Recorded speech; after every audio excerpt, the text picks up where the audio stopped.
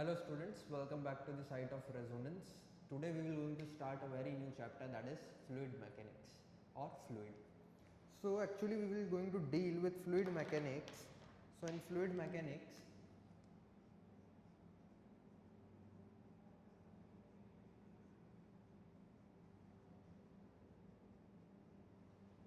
see, fluid mechanics constitute of two words. One is fluid and the other is mechanics. We know about mechanics. We know that mechanics is the study of forces and its effect. So mechanics is study of forces and its effect.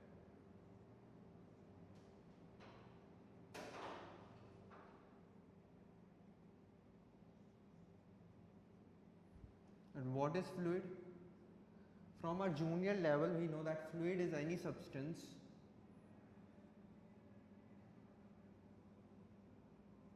which can flow.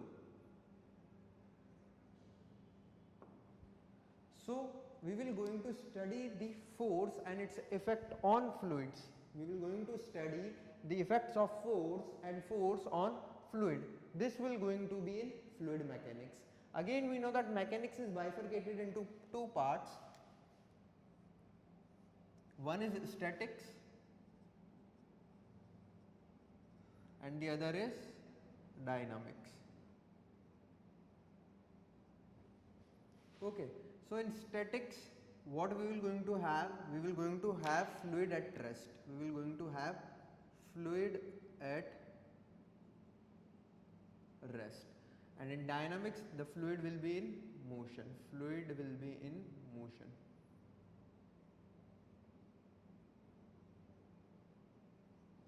Fluid is in motion. यहाँ पे fluid rest पे रहेगा और इसके अंदर fluid motion में रहेगा. अभी हमारे कोर्स में केवल और केवल स्टैटिक्स है. We will going to deal only with statics. We will not be dealing in dynamics. We won't be dealing in dynamics. तो अब हम जो स्टडी करेंगे फ्लूइड पे फोर्सेस की, वो केवल और केवल स्टैटिक्स के लिए करेंगे. जब फ्लूइड किस पे? रेस्ट पे. हमारा फ्लूइड मूव नहीं करेगा, हमारा फ्लूइड flow नहीं करेगा. It will be at rest. It will be at rest and we will going to deal in statics only. We will going to deal in fluid statics only. Okay. So this was an intro of fluid mechanics. See why we are studying fluid mechanics. हमें पहले ये जानना चाहिए कि हम fluid mechanics पढ़ क्यों रहे हैं. What is the necessary to study fluid mechanics? See, study of fluid and effects of forces on fluids is very important. Why? See, in industries the pumps, the boilers and many appliances work with fluids. Many appliances work with fluids where working is of fluids. So study of fluids is very important as an engineer. So if you are dreaming to be an engineer, then or your aim is to be an engineer, then study of fluid is of great importance. And if you want to be a doctor, then in human beings fluid is everywhere. You know, our cell is made up of maximum fluid.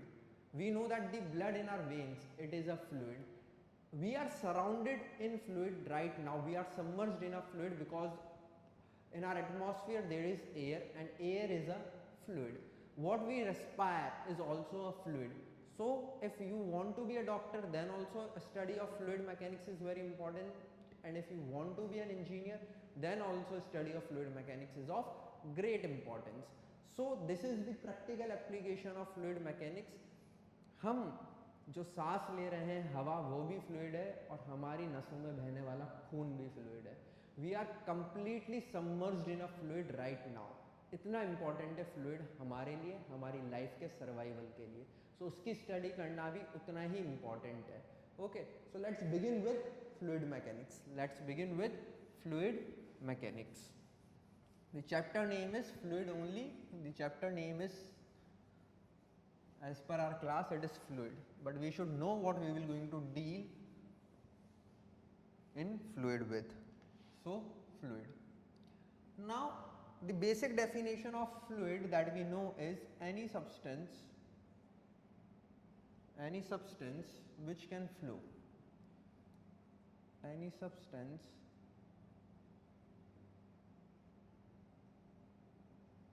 which can flow is fluid. Any substance which can flow is fluid. This you have studied in your junior classes also. आपने अपने छोटी classes में भी पढ़ा है कि fluid क्या है. Any substance which can flow is fluid, and all liquid and gases are fluids. All liquids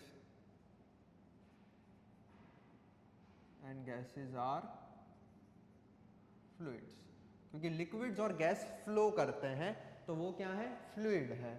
जो misconception बच्चों में होता है that is liquids are fluids but gases are not, but you should remember gases are also fluids. So all liquids and gases are fluids. All liquids and gases are fluids. Now let's have some more and precise definition of fluid. See, I am taking a fluid.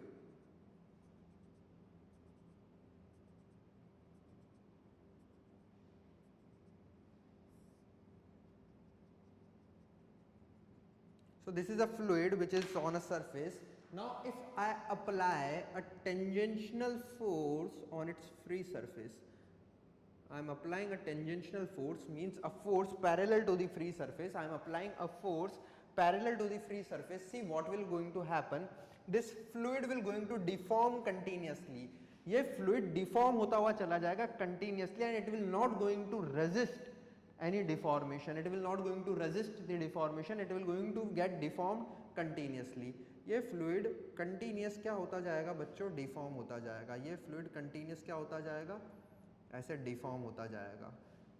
एक fluid continuously क्या होता जाएगा बच्चों, deform होता जाएगा, आगे flow करने लग जाएगा. It will not going to resist any deformation, continuously flow करेगा. But अगर मैं वही बात करूँ एक solid की, see what is the difference between fluid and a solid. I am taking a box and I am applying a tangential force on its surface again, like this. What will going to happen, this box will going to get deformed. It will going to get deformed like this. तो ये box ऐसे deform हो जाएगा किसी angle पे theta पर.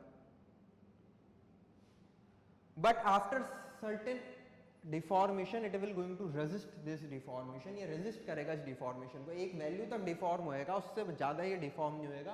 अगर आपने उसके बाद भी फोर्स लगाया, फोर्स की वैल्यू बढ़ा दी, तो ये ब्रेक हो जाएगा. There will be a failure of this product. ये ब्रेक हो जाएगा. क्यों? क्योंकि रेजिस्ट कर रहा है डिफॉर्मेशन में. जैसे आप सॉलिड पे ऐसा टेंजेंशियल फोर्स लगाएंगे, सॉलिड डिफॉर्म होगा, पक्के से डिफॉर्म होगा, लेकिन कुछ समय बाद वो डिफॉर्मेशन रुक जाएगा. अगर आपने उसके बाद भी उस पर ज्यादा फोर्स लगा दिया तो वो ब्रेक हो जाएगा. क्या हो जाएगा? ब्रेक हो जाएगा. लेकिन फ्लूइड के अंदर ऐसा नहीं है. अगर आपने फ्लूइड पे ऐसे टेंजेंशियल फोर्स लगाया, बच्चों समझना कैसे फोर्स लगाया फ्री सरफेस पे टेंजेंशियल, वो कंटिन्यूअसली डिफॉर्म होता जाएगा बिना किसी रेजिस्टेंस के. कोई रेजिस्ट नहीं करेगा वो डिफॉर्मेशन में, कंटिन्यूअसली डिफॉर्म होता ही जाएगा, होता ही जाएगा, होता ही जाएगा. लेकिन वही सॉलिड, सॉलिड पे आपने ऐसे फोर्स लगाया, क्या होएगा? डिफॉर्म तो होएगा. आप एक मोटी सी बुक लो और उस पर ऐसे फोर्स लगाओ, वो हल्की सी ऐसे डिफॉर्म हो जाएगी जैसे मैंने दिखाया. आपने और फोर्स लगाया, फिर वो डिफॉर्म नहीं होएगी, मतलब वो रेजिस्ट कर रही है डिफॉर्मेशन को. आपने ये फोर्स हटा दिया तो वापस अपनी नेचुरल पोजीशन पर आने की कोशिश करेगा. ये रीगेन करने की कोशिश करेगा अपनी ओरिजिनल शेप एंड साइज को. जैसे आप ये फोर्स हटाओगे, बुक वापस सीधी होने की कोशिश करेगी. लेकिन आपने ये फोर्स हटा दिया तो फ्लूइड कभी भी वापस अपनी पोजीशन पर नहीं आएगा. एक बार जो फ्लूइड पे डिफॉर्मेशन आ गया, परमानेंट डिफॉर्मेशन आ गया, अब जैसे आप ये फोर्स हटाओगे वापस अपनी पोजीशन पर आने की बिल्कुल भी कोशिश नहीं करेगा, रेजिस्ट नहीं कर रहा. लेकिन वहीं ये सॉलिड, अगर जैसे आपने फोर्स हटाया टेंजेंशियल फोर्स, वापस अपनी original position shape and size में आने की कोशिश करेगा. आएगा नहीं आएगा दैट इज डिफरेंट थिंग. और अगर आपने फोर्स ज्यादा बढ़ा दिया तो ये रप्चर हो जाएगा, लेकिन मतलब ब्रेक हो जाएगा, फेलियर हो जाएगा प्रोडक्ट का, लेकिन फ्लूइड में नहीं होगा. So fluid is a substance which deforms continuously on application of a tangential force. Fluid एक ऐसा सब्सटेंस है जो कंटिन्यूअसली डिफॉर्म होता जाता है जब उस पर क्या लगे? Tangential force. उसकी फ्री सरफेस पर अगर हम टेंजेंशियल फोर्स लगाएं, then it will going to deform continuously, and when you will going to remove this tangential force, it will not try to come back to its original position, shape or size. जब आप ये force को हटा भी लेंगे तो वापस अपनी पोजीशन पर आने की बिल्कुल भी कोशिश नहीं करेगा, जबकि सॉलिड ऐसा करेगा. तो ये तो था सॉलिड जो कि एक फ्लूइड नहीं है, और ये क्या था हमारे पास? It was a fluid. It can be liquid और इट कैन बी गैस. तो आपको बेसिक डिफरेंस समझ में आ गया होगा फ्लूइड के अंदर. और सॉलिड के अंदर, फ्लूइड और सॉलिड के अंदर. Now let's move forward. Let's start pressure. What is pressure? The first topic.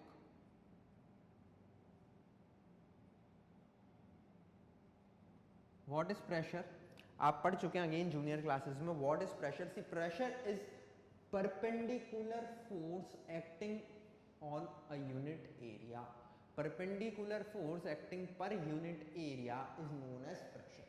तो हमारे पास डेफिनेशन क्या है प्रेशर की? इट इज perpendicular force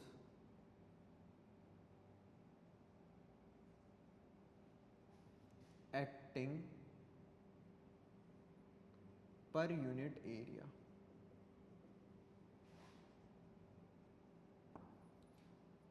सी, ये हमारे पास सरफेस है, इसके परपेंडिकुलर कोई फोर्स लगा. This is a force which is perpendicular, that is at 90 degree to it. So इस पर कोई फोर्स लगा ऐसे. तो ये फोर्स इस सरफेस पे क्या जनरेट करेगा बच्चों? प्रेशर जनरेट करेगा. और वो प्रेशर क्या होगा? That pressure will be perpendicular force upon area. Perpendicular force upon area. Unit area पे कितना फोर्स लग रहा है, that is pressure. See, pressure is nothing, it is perpendicular force acting on a unit area. Pressure is a scalar quantity. कैसी quantity है ये बच्चों? Scalar.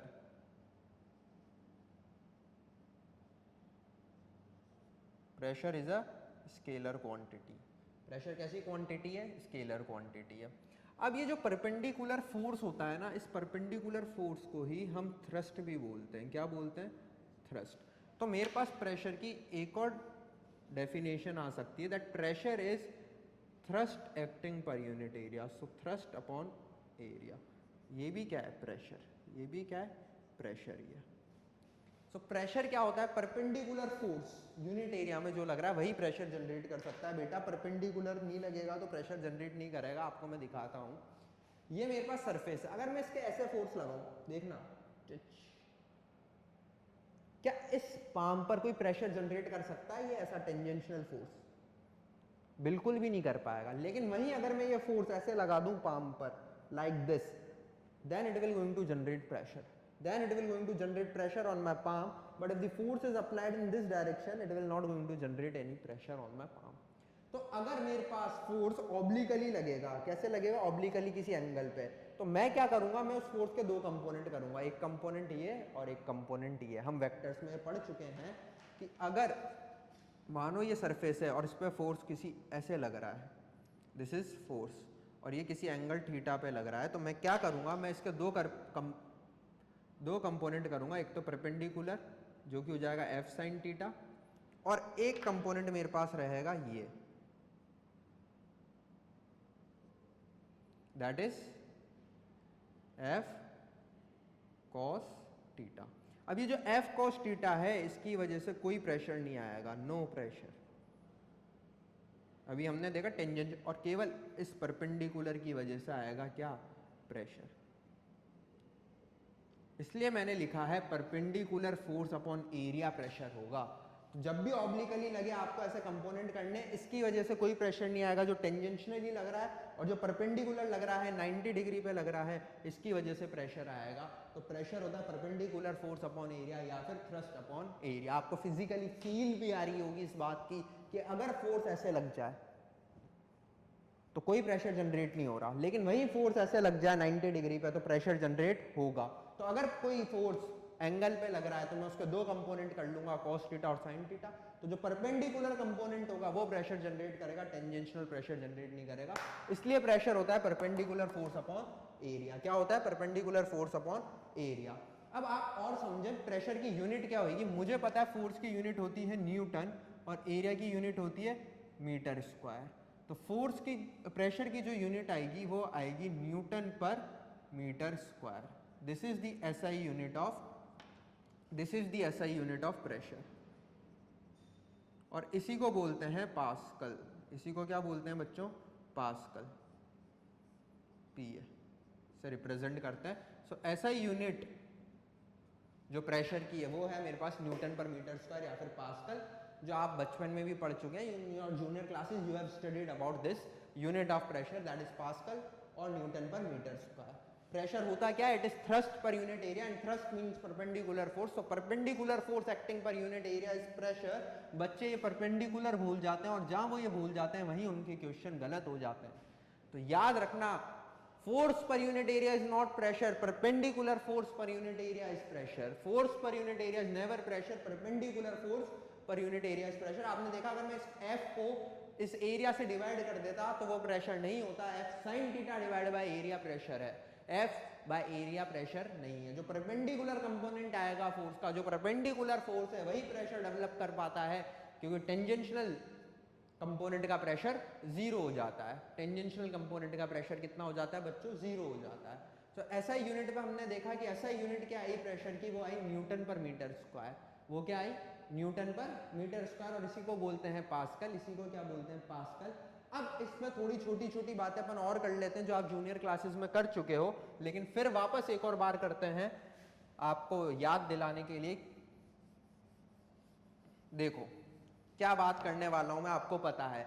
अगर मेरे पास प्रेशर क्या है? प्रेशर क्या है मेरे पास? प्रेशर है perpendicular force per unit area. Pressure क्या है? Perpendicular force per unit area, ये मेरे पास प्रेशर है। If perpendicular force is given means constant, it is constant, then pressure will be inversely proportional to area. Pressure inversely proportional हो जाएगा किसके? Area के। अगर मैंने F परपेंडिकुलर को क्या मान लिया है? कांस्टेंट। ये वैल्यू अगर कांस्टेंट कर दी तो प्रेशर किसके इनवर्सली प्रोपोर्शनल हो जाएगा बच्चों? एरिया के। मतलब आपने फोर्स तो क्या कर दिया? कांस्टेंट, फोर्स सेम है, अब आप एरिया चेंज कर रहे हो तो प्रेशर इनवर्सली चेंज होएगा। एरिया बढ़ा दोगे तो प्रेशर कम हो जाएगा और एरिया कम कर दोगे तो प्रेशर ज्यादा हो जाएगा। एरिया अगर आपने इंक्रीज कर दिया तो प्रेशर क्या हो जाएगा बच्चों? कम हो जाएगा। क्या हो जाएगा? कम। और अगर आपने एरिया को कम कर दिया तो प्रेशर क्या हो जाएगा बच्चों? प्रेशर क्या हो जाएगा? बढ़ जाएगा। इसके प्रैक्टिकल एग्जांपल्स आप अपनी जूनियर क्लासेस में पहले भी बहुत बार कर चुके हैं, वापस बात कर लेते हैं। School bag straps are broad. Bag straps are broad, why they are broad? So that area is more, if area is more pressure will be, area is more pressure will be less. अगर area ज्यादा हो जाएगा तो pressure कम हो जाएगा, shoulder पे आपको comfortable लगेंगे bags. So the straps of the bags are made broad to increase the area so that pressure is decreased. The foot of camel are broad because they have to move on sand. So without sinking, if they want to move firmly on sand, area should be more so that pressure is less. If pressure is less, they will not going to sink into the sand. The skiing boards that you do in snow, or the snowboards they have a great area, they have a large area so that pressure is more and the skiing person who is skiing does not get sinked into the snow. So that is about area. When area is more, why we have made area more? We can make area small if we want to increase pressure, like in the cutting edge of knife. अगर आपने देखा चाकू की धार बहुत हम तेज रखते हैं, हम उसके एरिया को बहुत रिड्यूस कर देते हैं। We make it very sharp so that pressure is high and we can cut vegetables and fruits very easily.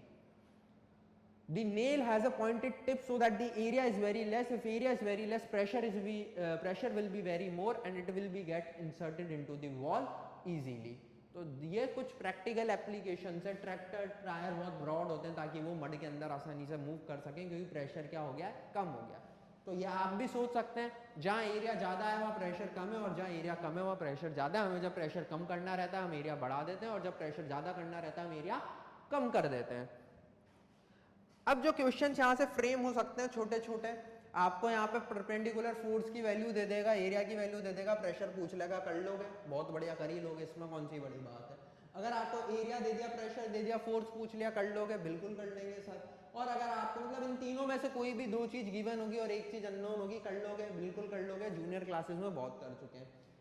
अब जो क्वेश्चन बनते हैं वो कुछ इस तरीके से भी बनते हैं। If area is doubled, and force is 1/4 times, what will be the new pressure? तो वो भी आपको करना आने चाहिए। तो हम एक क्वेश्चन उस टाइप का ले लेते हैं। तो I am taking example 1 and what it is saying, मैं दोनों चीजें चेंज कर रहा हूं एक ही बारी में, हो सकता है वो केवल एक चीज चेंज करे, हो सकता है वो केवल एक चीज चेंज करे, लेकिन मैं दोनों कर देता हूं.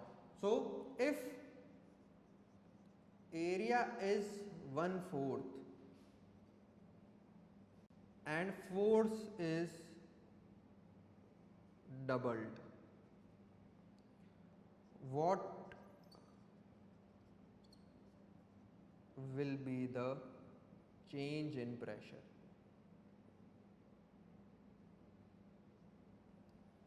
Or what will be the new pressure? Change रहने दो, confuse हो गया. What will be the new pressure? See, we know pressure is force upon area, perpendicular force upon area. Okay, pressure is this. I am putting it as equation 1. Now what he has said that force is doubled means F dash, that is the new force. F prime means new force, it is twice of old force, where F is the old force.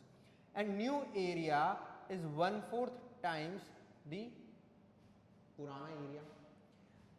Now the new pressure, see what will be the new pressure? New pressure will be new force upon new area. New force is nothing but it is twice of purana force, and new area is nothing but it is the 1/4 of purana area. So this 4 will going to move upward, it will become 8F by A.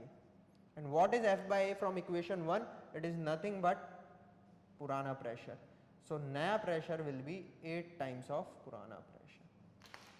Naya pressure will be 8 times of purana pressure.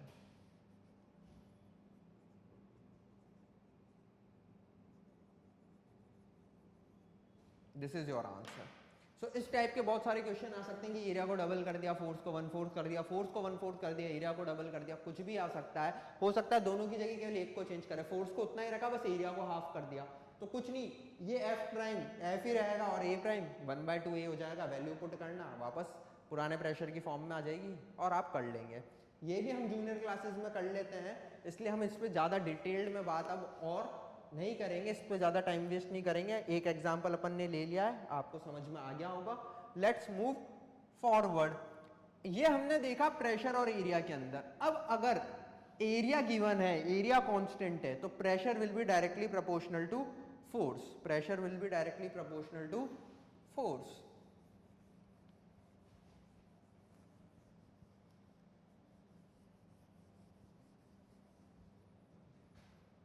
If area is given means it is constant, then pressure will be directly proportional to the perpendicular force. तो pressure बढ़ाऊंगा, मतलब sorry force बढ़ाऊंगा तो pressure बढ़ जाएगा, और force कम करूंगा तो प्रेशर कम हो जाएगा. ठीक, इजी. भाई एरिया को कांस्टेंट कर दिया, यहाँ पर एरिया को क्या कर दिया, constant. Pressure directly proportional to force है, फोर्स बढ़ा दिया तो प्रेशर भी बढ़ जाएगा, और फोर्स कम कर दिया तो प्रेशर भी कम हो जाएगा. So this was about pressure. Now we will going to study that how liquids exert pressure, how fluids exert pressure. Fluids कैसे प्रेशर एक्सर्ट करते हैं, तो हमने प्रेशर की बात करी है जनरल. अब फ्लूइड्स के अंदर कैसे प्रेशर लगता है, फ्लूइड्स कैसे प्रेशर एक्सर्ट करते हैं, we will going to discuss this in our next lecture. So thank you for today. We will going to continue in our next class.